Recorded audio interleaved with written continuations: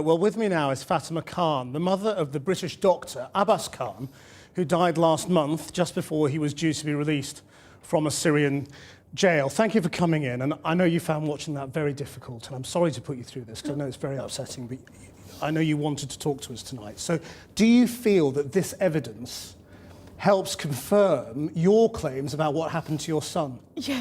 Yes, that confirms, and I'm not surprised of these images. My son told me a lot more than this. I met him about 10 times there, and he told me a lot more than that. Everything was okay. 8 months torture was gone. 5 months he was in civil prison. Every day, every ministry gave me hope that they will release my son. And all of a sudden, they pick him up from civil prison, took him to a cell, and killed him and say, oh, he committed suicide. It's a lie. We spoke to you after you'd received the news, and you were really in the dark about what had happened, and you were asking for answers from all the authorities, from the British government, from anybody who might be able to help. Yes. I mean, has anybody come to your aid and given you any answers? No. India didn't help, Russia didn't help, British didn't help, nobody helped me. I was alone, sir. I was alone in a war zone trying to save my son. It's a horrible experience. Are you okay to carry on? Yes. There are peace talks going on this week. Yes. If things start. Yes. What are your hopes? I mean, do you think compromise, which may involve the prolonging of the Syrian government, is an acceptable outcome for those peace talks? No, that regime should not exist. That regime should not be in power. Who cannot understand who is a humanitarian aid worker and who is a terrorist, who is a fighter, who is a lifesaver. They should not be in power. I have seen a lot there, sir.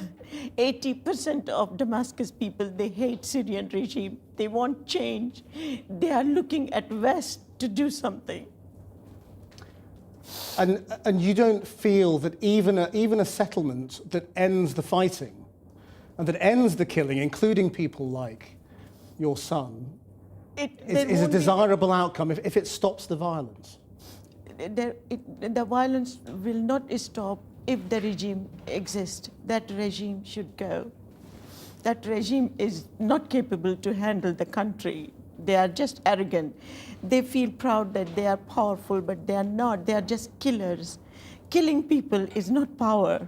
They shouldn't remain in power. So because you visited Syria in this process. 5 months I was in Damascus. And other people in your family as well? No. I was alone.